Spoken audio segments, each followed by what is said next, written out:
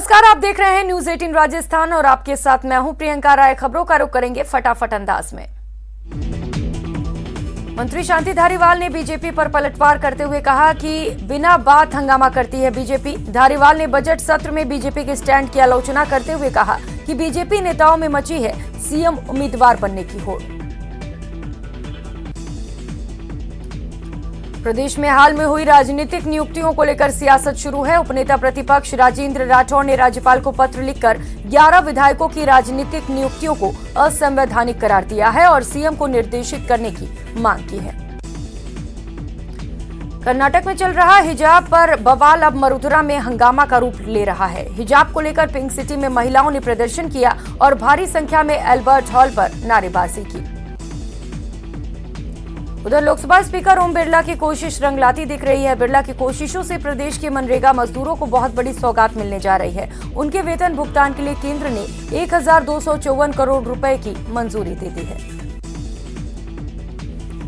सांसद डॉक्टर किरोड़ी लाल मीणा का विरोध प्रदर्शन जारी है। सांसद ने कहा कि जब तक नहीं मिलेगा न्याय तब तक जारी रहेगा धरना। लोक स्पीकर ओम बिरला संसदीय क्षेत्र की 3 दिन के तूफानी दौरे पर रहने वाले हैं। 13 फरवरी से शुरू होने वाले तूफानी दौरे के दौरान बिरला दिव्यांगों को सहायता उपकरण वितरित करने के साथ ही कोटा रेल मंडल को कई सौगातें देने वाले हैं। राजस्थान में 9वीं से 12वीं तक की कक्षाएं चल रही हैं। जैसे ही स्वास्थ्य और गृह विभाग की रिपोर्ट हमारे पास आएगी कि स्कूलों को खोल दिया जाए तो आदेश के अनुसार हम तुरंत ऑफलाइन कक्षाएं शुरू कर देंगे। बीकानेर नगर निगम बजट भाषण के दौरान कांग्रेस पार्षदों ने हंगामा किया और महापौर के खिलाफ नारेबाजी की। टोंक के पीडब्ल्यूडी एलडीसी सुसाइड मामले में अब टोंक पुलिस ने रीट मामले को लेकर जोड़कर जांच तेज कर दी है। उनियारा पुलिस उपाधीक्षक शकील अहमद खान पूरे मामले की जांच कर रहे हैं। राजस्थान सरकार के कैबिनेट मंत्री सालेह मोहम्मद ने पोखरण शहर वासियों को 15 सड़कों का शिलान्यास करके बड़ी सौगात दी है। मंत्री ने पोखरण शहर के अस्पताल के पास एक साथ 15 सड़कों का 178 लाख की लागत से निर्मित होने वाली सड़कों का शिलान्यास किया। जयपुर को ऑटोमेटिक रोड स्वीपिंग मशीन की सौगात मंत्री शांति धारीवाल ने दी। धारीवाल ने स्वीपिंग मशीन को हरी झंडी दिखाकर रवाना किया। ये मशीन 2 करोड़ 10 लाख की खरीदी गई है। केंद्रीय जल शक्ति मंत्री राज्य मंत्री प्रहलाद पटेल ने अपने 2 दिवसीय दौरे पर जोधपुर पहुंचे, जहां पर कार्यकर्ताओं के साथ संवाद की। वाटर वर्कशॉप में भी हिस्सा लिया। उन्होंने कहा कि कोरोना काल के दौरान प्रधानमंत्री की योजनाओं से बेहतर प्रबंधन हुआ, जिसका फायदा आमजन को मिला। भरतपुर जिला कलेक्टर आलोक रंजन ने आज बस में सवार होकर टेक्निकल टीम के साथ शहर में नगर निगम और यूआईटी द्वारा कराए जा रहे सड़क निर्माण कार्यों का जायजा लिया। वहीं सांगानेर में हुई लूट का राज मोबाइल ने खोल दिया। इस पूरे लूटकांड की मास्टरमाइंड घर की बहू निकली। पुलिस ने भांजे के साथ मिलकर बहू की रची इस 1 करोड़ रुपए की लूट की साजिश का पर्दाफाश कर दिया।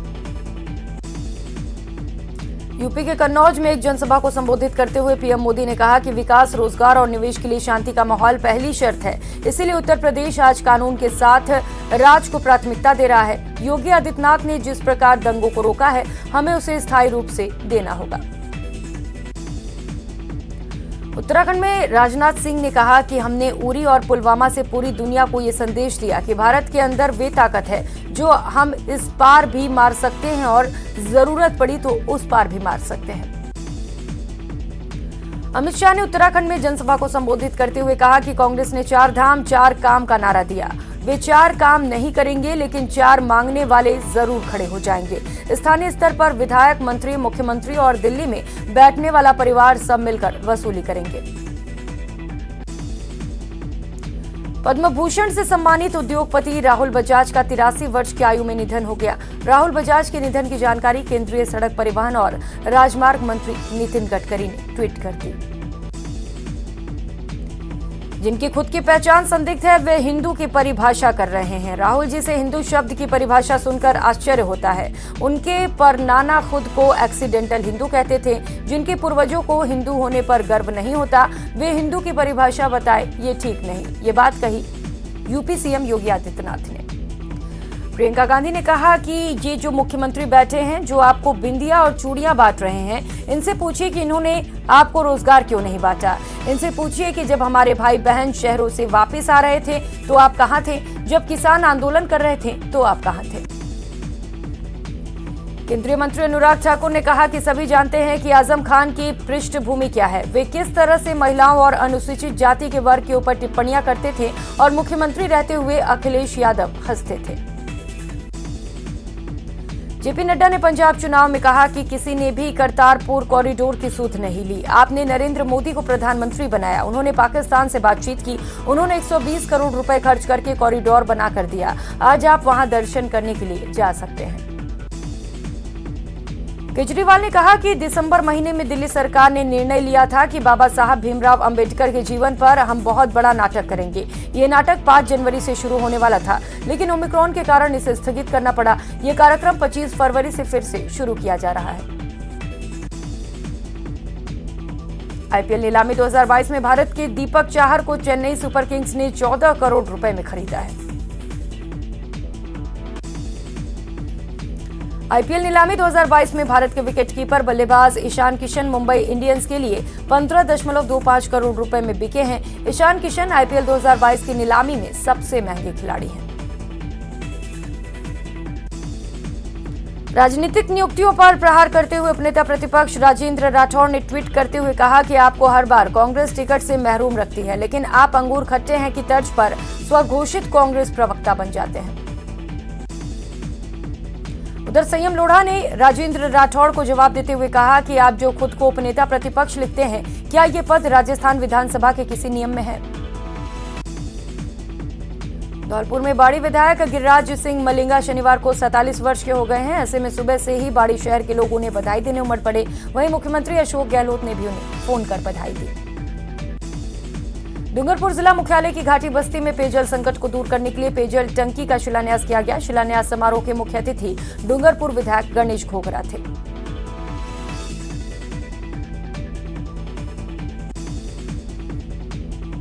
और अब खबरें विस्तार से। जयपुर में बेहतरीन सुविधाएं और आमजन को राहत देने के लिए 2 नगर निगम तो बना दिए गए। खर्चा भी डबल हो गया, लेकिन सुविधाएं जस की तस रही। आम जनता को राहत जमीनी स्तर पर नहीं मिल पा रहा है। डबल निगम, वार्ड डबल, कर्मचारी डबल, खर्चा डबल, सुविधाओं के दावे थे डबल, शिकायतें जस की तस। जयपुर की जनता को बेहतरीन सुविधाएं देने के लिए बड़े बड़े दावे किए जाते हैं। निकाय चुनाव से ठीक पहले जयपुर नगर निगम को निगमों में बांट दिया गया। जयपुर नगर निगम ग्रेटर और नगर निगम हेरिटेज बना दिए गए। 250 वार्ड बना दिए गए, जो पहले 91 हुआ करते थे। ग्रेटर निगम में 150 वार्ड बना दिए गए, वहीं हेरिटेज में 100 वार्ड बनाए गए। निगम 1 से 2 होने के बाद दोनों निगम में पहले से 2 गुने कर्मचारी हो गए। पहले से खर्चा 2 गुना हो गया, मगर सुविधाएं जस की तस रही। डबल निगम, शिकायतें अनेक। सफाई से जुड़ी रोजाना 200 शिकायतें, रोड लाइट से जुड़ी 50 से 80 शिकायतें, रोड मरम्मत की 50 शिकायतें रोजाना, सीवर जाम से जुड़ी 50 शिकायतें रोजाना, जन्म मृत्यु के 300 केस रोजाना आते हैं। नियमन, लीज, कन्वर्जन जैसे मामलों की 2000 से ज्यादा फाइलें पेंडिंग। एक निगम में खर्च होते थे 1857 करोड़। नगर निगम ग्रेटर का संभावित बजट 1300 करोड़। हेरिटेज निगम का बजट 900 करोड़ से ज्यादा होना संभावित। 1 से 2 नगर निगम होने का जो फायदा जनता को मिलना चाहिए था, वो फायदा जनता को नहीं मिल रहा है।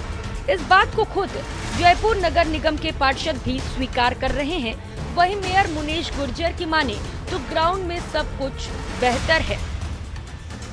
जयपुर के अंदर बहुत अच्छी सफाई होगी, बहुत अच्छी मॉनिटरिंग होगी, 2 बोर्ड बना दिए इन्होंने, अधिकारी डबल कर दिए, लेकिन आज धरातल के ऊपर ऐसा कुछ नहीं है। उससे बदतर हालत हो रखी है। न सफाई होती है, न नाली सफाई होती है, न स्वीपिंग होती है। सिविल लाइन की हालत आप देखिए, रोड लाइट से बंद पड़ी है।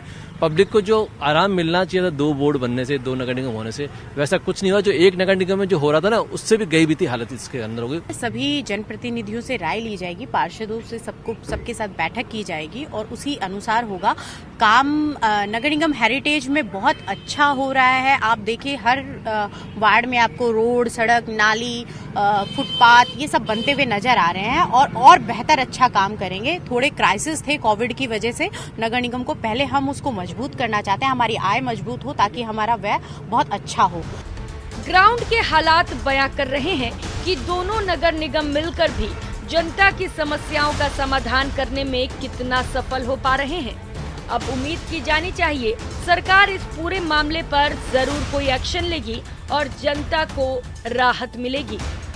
राजस्थान की सरकार ने हर बड़े शहर में 2-2 नगर निगम बना दिए। जयपुर शहर में भी जयपुर नगर निगम ग्रेटर और जयपुर नगर निगम हेरिटेज की स्थापना की गई। पहले महज 91 वार्ड होते थे तो समस्याओं का अंबार था और समाधान के लिए दिन रात एक करने के बाद भी नतीजा 0 होता था। लेकिन अब 2 नगर निगम बनाने का सरकार का मकसद यही था कि समस्याओं का अंत किया जाए और समस्याओं को 0 पर लाने की कोशिश की जाए। मगर ये नगर निगम का फॉर्मूला भी यहाँ पर फिट नहीं बैठ रहा है और जनता की समस्याएं जमीनी स्तर पर लगातार बढ़ती जा रही है। कैमरा पर्सन यासीन के साथ लवली वधवा, न्यूज़ 18 जयपुर। वक्त हो चला एक छोटे से ब्रेक का, लौटेंगे फौरन।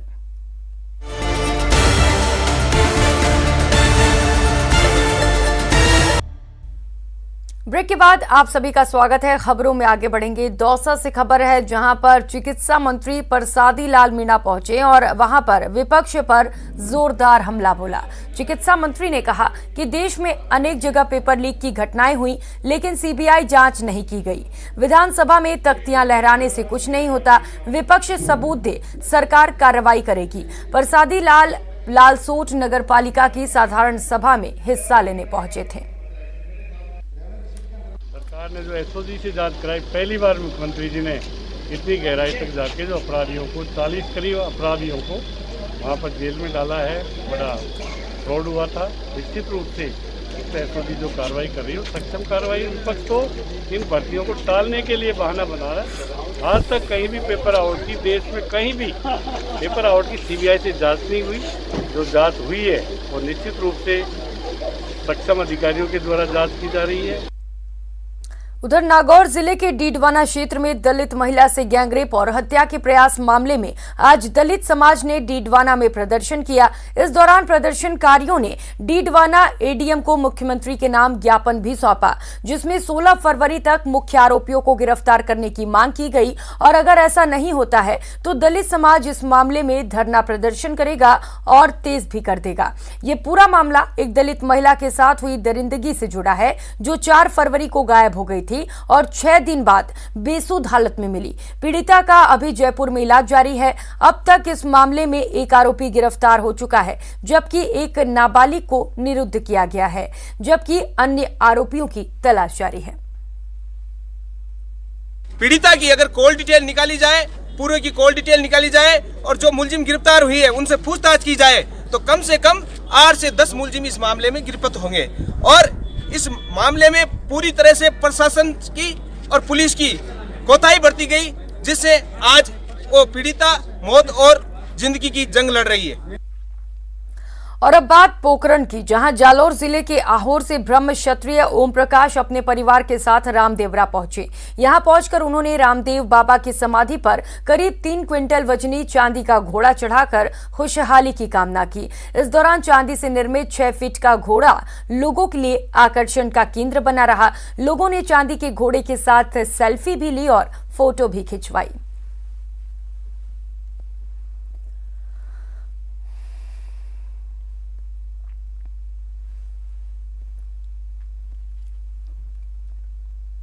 आज ओम जी छूछा बूढ़ा बालोतान वालों ने और उनके दादा पूर्वजों का एक बहुत बड़ी अच्छी इच्छा थी और यहाँ के भगत थे बाबा के, तो उन्होंने अपनी तरफ से एक घोड़ा बनवाया है जो कि आज बाबा के दरबार में बाबा की हाजिरी लगाएंगे और खत्री समाज पूरा लगभग बाबा की हाजिरी देता है और बाबा के बहुत ही भक्त है हमारे समाज के।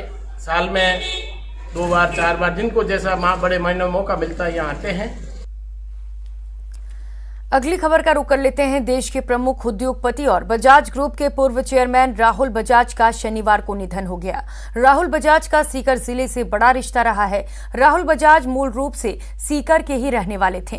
सीकर के प्रमुख स्वतंत्रता सेनानी और गांधी जी के 5वें पुत्र कहे जाने वाले सेठ जमुना लाल बजाज के पोते थे। राहुल बजाज के पिता कमल नयन बजाज ने सीकर में राजनीति में भी हाथ आजमाया और 1962 में सीकर से चुनाव लड़ा। उस चुनाव में हार जाने के बाद कुछ समय के लिए सीकर से मोह भंग हो गया था। सालों बाद फिर से बजाज परिवार अपने पैतृक गांव से जुड़ा और इनसे जुड़ा ट्रस्ट भी आज कई काम करवा रहा है। इस तरह से सीकर के विकास में बजाज परिवार का बहुत बड़ा योगदान है और राहुल बजाज के निधन से सीकर जिले को भी बड़ी क्षति हुई है। पद्म विभूषण राहुल बजाज साहब के निधन का बहुत ही दुखद समाचार मिला। यह पूरे राष्ट्र के लिए एक बड़ी क्षति है। राहुल बजाज साहब हर विषय पर अपनी बात बेबाकी और स्पष्टता के साथ रखते थे। देश में नहीं विदेशों में भी उनकी प्रतिक्रिया को बड़े ध्यान से सुना जाता था। देखिए, आज सीकर के लोगों के लिए बड़ा ही दुख का दिवस है, क्योंकि यहाँ के यशस्वी सपूत राहुल बजाज का निधन हो गया है, जो देश के बहुत ही प्रतिष्ठित और बड़े उद्योगपति थे। उनका मुख्य रूप से कार्य पूर्णा के अंदर था। जहां तक राहुल गांधी के परिवार की पृष्ठभूमि का सवाल है, कोरोना की वजह से हर सेक्टर प्रभावित हुआ है, यहां तक कि समाज सेवा पर भी असर पड़ा है। पिछले 2 साल के दौरान लगातार लॉकडाउन और बंदिशों के कारण बड़ी संख्या में आयोजित होने वाले ब्लड डोनेशन कैंप की संख्या भी सीमित हो गई है। प्रदेश के सबसे बड़े एसएमएस अस्पताल के लिए हर साल 450 से 500 कैंपों के जरिए रक्त एकत्रित होता था, लेकिन अब धीरे धीरे स्थितियां सामान्य होने के बावजूद उस अनुपात में ब्लड डोनेशन कैंप आयोजित नहीं हो पा रहे हैं। साल 2019 में एसएमएस मेडिकल कॉलेज के लिए 492 कैंप आयोजित हुए और 88,000 यूनिट एकत्रित हो पाया था, जबकि 2020 में कैंपों की संख्या 373 हो गई और सिर्फ 57,000 यूनिट ही एकत्रित हुआ। साल 2021 में भी 360 कैंप लगे और 68,000 यूनिट ब्लड एकत्रित हुआ। कम ब्लड डोनेशन कैंप लगने का असर यह है कि करीब 40% यूनिट ब्लड मरीज को रिप्लेसमेंट के जरिए उपलब्ध कराना पड़ रहा है।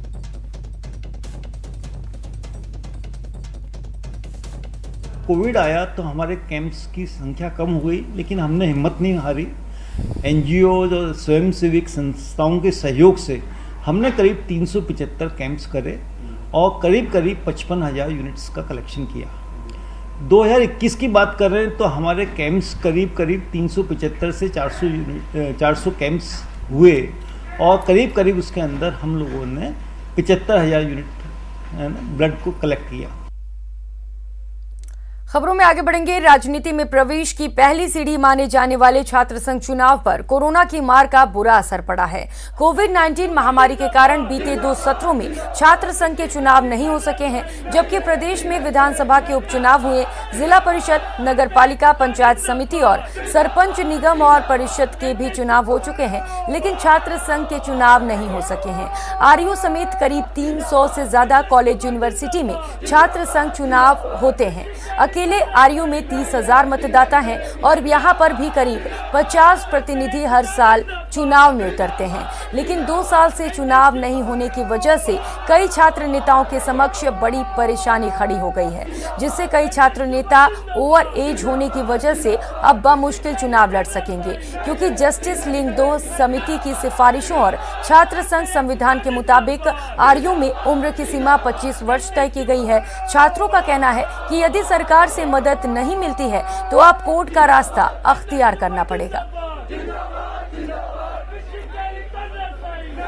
लेकिन कोरोना काल के अंदर अलग अलग चुनाव हुए, पूरे प्रदेश में चुनाव हुए, अलग अलग मूवमेंट हुए, बड़े बड़े प्रोग्राम हुए जिसमें बहुत भीड़ थी, लेकिन सरकार छात्र संघ चुनाव को कोरोना के नाम पे दबाने का प्रयास करती है। एज पर दी लिंगदो गाइडलाइंस जो है उस हिसाब से हमारी कॉन्स्टिट्यूशन तैयार हो रखी है और इसमें नॉट मोर देन 25 ईयर्स है और बाकी जो भी कुछ बातचीत होंगी वो तो आगे की हैं, कैसे उसके अंदर एक्सेप्टेंस की जाएगी या नहीं की जाएगी। कोविड के कारण बहुत सारे छात्र नेता ऐसे हैं जो, अगर हम पूरे राजस्थान की बात करें तो ऐसी बड़ी संख्या छात्र नेताओं की होगी जो छात्र संघ चुनाव नहीं लड़ पाए हैं और उनकी और एज भी हो गई है। पिछले 2 साल से जब से कोरोना काल शुरू हुआ है, छात्र संघ के चुनाव नहीं हुए हैं और इसका सबसे ज़्यादा जो नुकसान है वो छात्र का है। करीब करीब 5000 से ज़्यादा ऐसे छात्र होंगे जिनका मंशा थी छात्र संघ चुनाव लड़ने की, लेकिन कोरोना काल में जब चुनाव नहीं हुए तो उनकी उम्र पूरी हो गई है।